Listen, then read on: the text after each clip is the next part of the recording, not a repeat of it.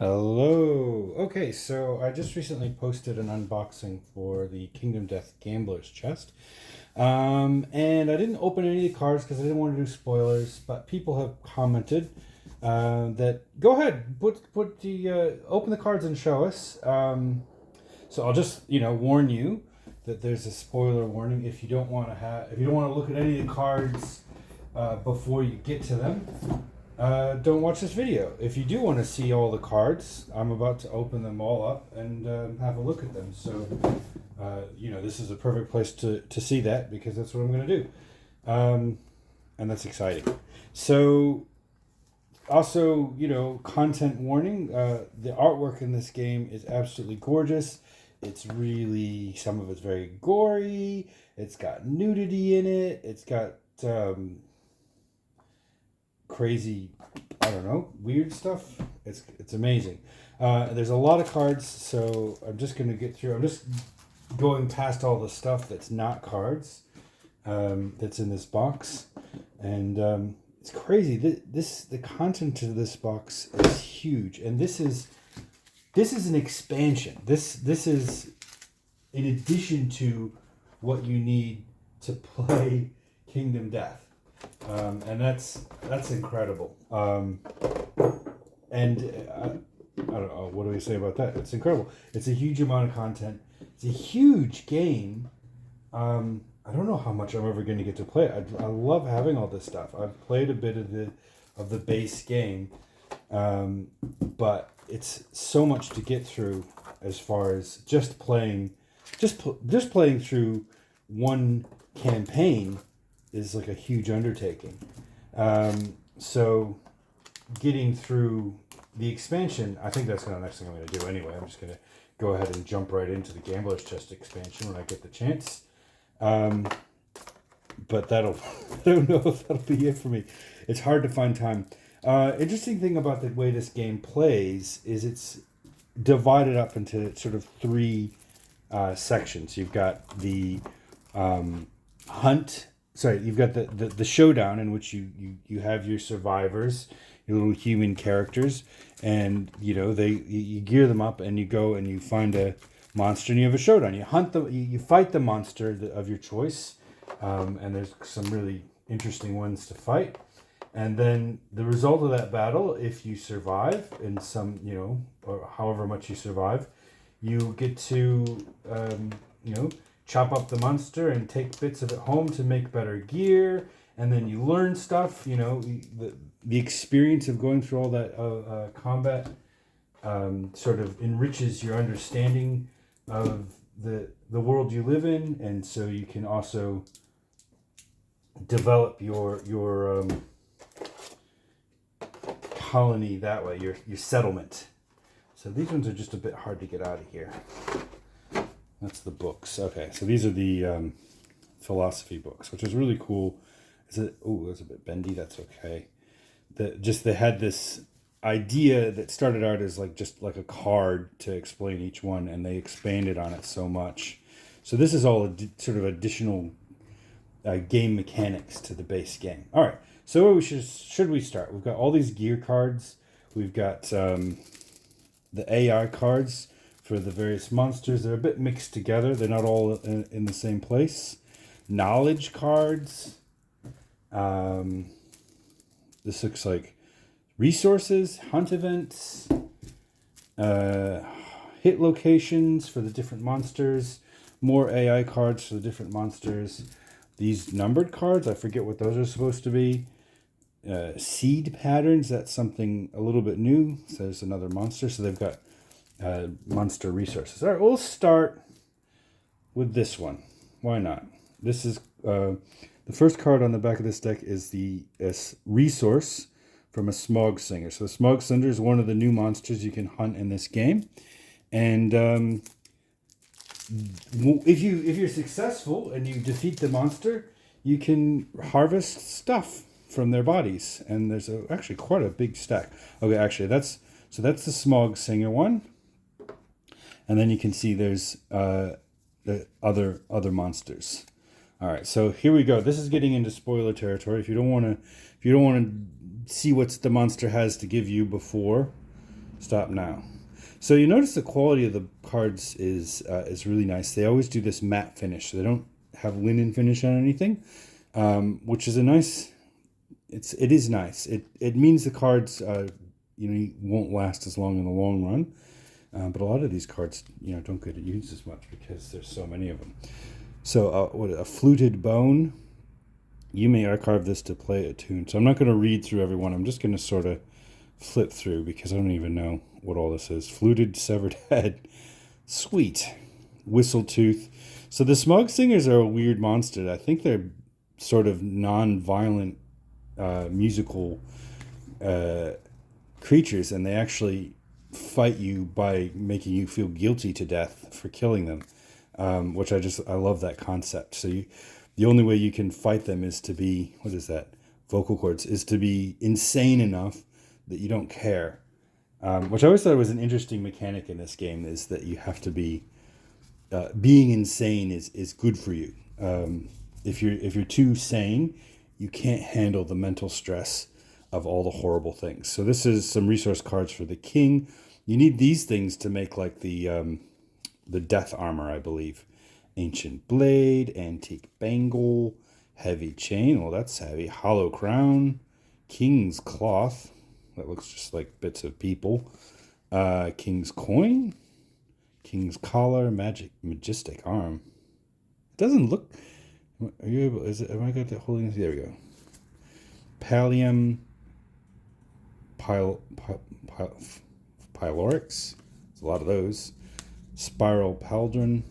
Stone Inferno, no. And a Void Fabric, okay.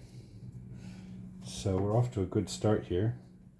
Was there more? Yes, there's these. So I already looked at those, and then I just put these together with these. All right, so here's more resources. This is resources from the Crimson Crocodile. Up next, quite a lot there. So the Crimson Crocodile is your starting quarry. The first thing that you want to hunt with this new expansion. Bloodstool, awesome. Crimson Bone. So it sort of replaces the White Lion that's in the base game. Crimson Fin. And you can see it's mostly just body parts that you quickly harvest from the monster before, I guess, it like decomposes and you get chased off by scavengers. Because of course we're not the way the game works. You're not able to consume the monster nose to tail. You get a few things, and then you get out. And so here's some. So these are just. This is different. These gray cards. These are Smog Singer hit locations. And you can see how these work. So a hit location is when you successfully hit a monster that you're fighting. You draw one of these cards, and it tells you where you've hit them and what are the results of being successful or unsuccessful with that hit. So here's a undulating belly slime. Opening its mouth in a silent scream, the monster engulfs you in overwhelming smog. Reroll your successful hits from this attack with -2 accuracy. Discard a hit location for each miss. Interesting. All right, so I'll put that there, and we'll go on to the next one. So this is the seed pattern. So these are a bit jumbled up. So, we're going to be sort of popping in and out of different types of cards as we go. So sorry about that, but also enjoy the journey. All right, what do we got here? So seed patterns, secret fighting arts. Oh, look at this card. Swordcraft. That's the most colorful backing I've seen. So here's some more Smog Singer's hit location. Oh, they're golden though. That's different. So if we look at the... Oh, those are the resources. These are the hit locations. Didn't I just... Yeah, so there's a... What is that? A hit location. H. What does H stand for? Smog Singer Hunt Event. Ah, the Hunt Event. That's right. Okay. Gets confusing. All right. So we'll start with these seed patterns and have a quick look through what all that is. So this is stuff. This is a new thing. As you go through the game, you learn stuff, and you as you do innovations and build places, you're able to make new things. Like you start your civilization. You start your settlement with basically nothing, just naked people with a piece of rock and a loincloth and some monster guts. And from that, you learn, you evolve, you build new things, and by the end of it, you should be like, forging metal blades of god magic. I don't know what to call it. But this is new. This type of card is not in the base game, and it's interesting. It sort of adds another layer of complexity, so that if you want to make things, you first have to make other things, and then you combine all the stuff that you make into things that you can, more abilities. So these are the secret fighting arts. Actualize that's with Atnus, one of the monsters. Aoral transfusion, God of cheaters, Devil's Melody, Mind Palace. So there's one of these that you might learn from each one of the monsters, the quarries and nemesis that you fight, with the exception, I guess, of the final boss. All right, let's look at these swordcraft ones. I haven't seen these before. Very colorful. Biting Wind. So there's a picture of Atnus. So these are specific to one monster. These go with the anti-Santa Claus, Atnus the Child Eater, which is a pretty horrific monster. I haven't assembled him yet, but he's a nemesis. So I think he takes the place in the game of like the Butcher, or possibly like one of the King's Hands. And his apparently he's some sort of master swordsman, so watch out. Similar, I guess, to the Flower Knight, which is one of the expansions. All right, so these are the hunting events for each of the quarry monsters. So the Smoke Singer. So one of the other sections. Sorry, I was kind of getting. You do a hunt, you do a showdown, and do a settlement phase. So the showdown is simple. You just fight the monster and win or lose. And losing means you've all died, all of your people. The hunt is when you've decided on the monster and you walk off from your settlement into the darkness, and you try to find that monster. And as you go, each step you take into the darkness, new opportunities and more likely perils arise, until you either catch up to the monster or it escapes too deep into the abyss for you to have a successful hunt. So that's a king one.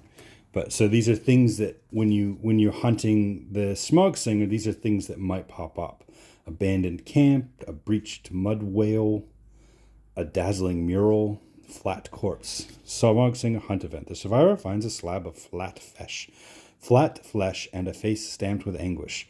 Empty vials litter the ground. Nominate the survivor with the most understanding to investigate. Okay. Sensory overload, sudden silence, toenail, trail of rinds. Okay. Choop, choop, choop. And then here's the king and the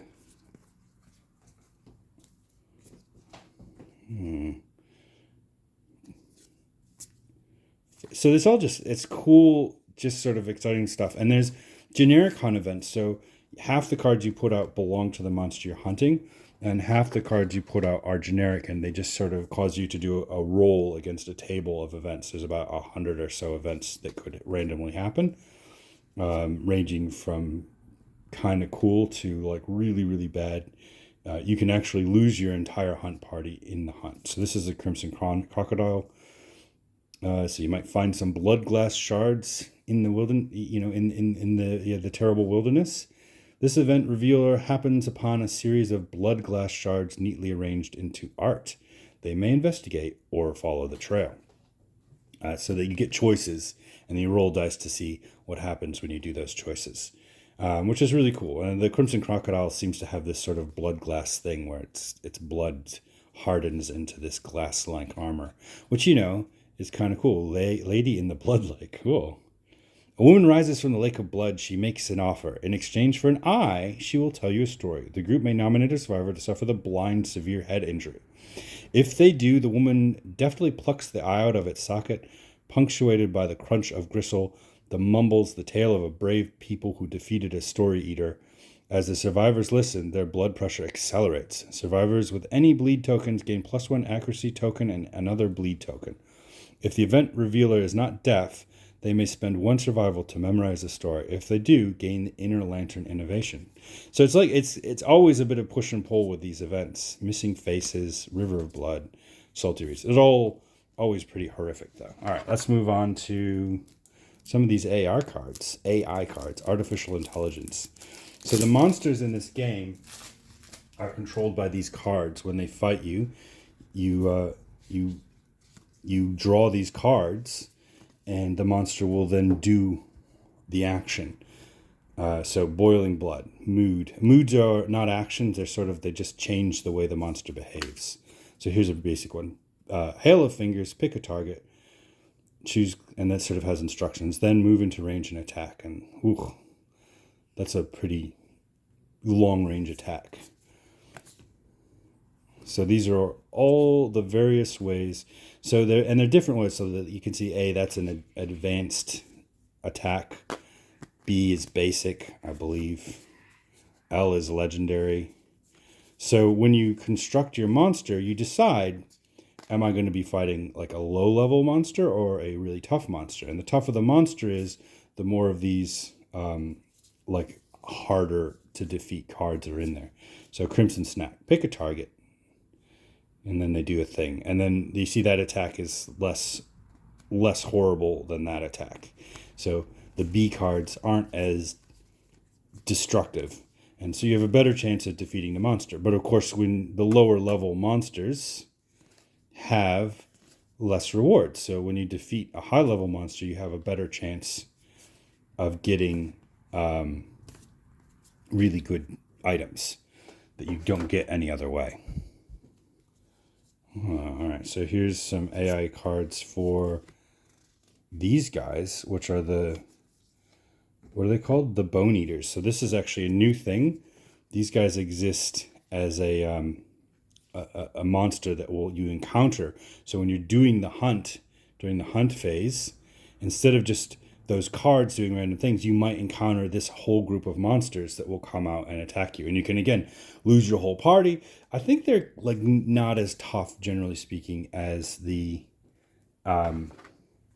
monster you're hunting.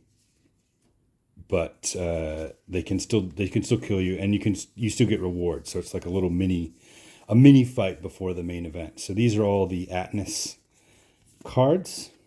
Let's have a look at those. Forgotten Century, Freezing Blast, Freezing Club Party, Joy Crusher. This guy sounds like a lot of fun. 4-inch draw.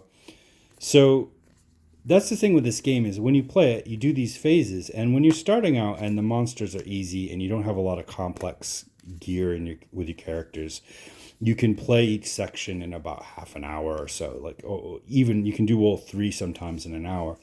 But as you progress with the game and it gets more difficult and more complex and the monsters get stronger, suddenly like doing the showdown with a monster can take 90 minutes just by itself, which is cool, but also sort of,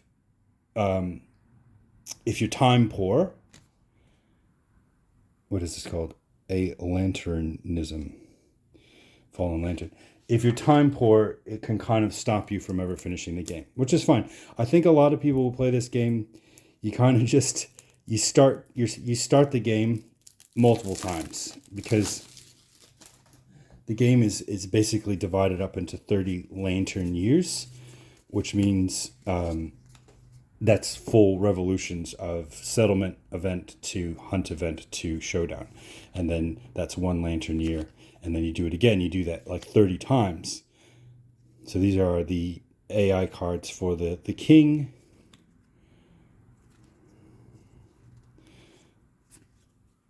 So it's really cool the way these work. So you get these cards, and this determines the way the monster fights you. It controls all their actions. And it makes the monsters really unique. So fighting different monsters and fighting different levels of monsters. Like the difference between a level 3 white lion, and a level 1 white lion is huge. So this is the God Hand. I think that might be the end boss for this campaign. Royal Palm. So I'm just going to finish going through this deck of cards, and I'm going to stop it and start another video to keep going, because we've hit about 20 minutes already just going through the cards, and I don't want to have too much to try and upload for each one of these videos. So put that down, and I'll just stop, and I'll be right back with another video.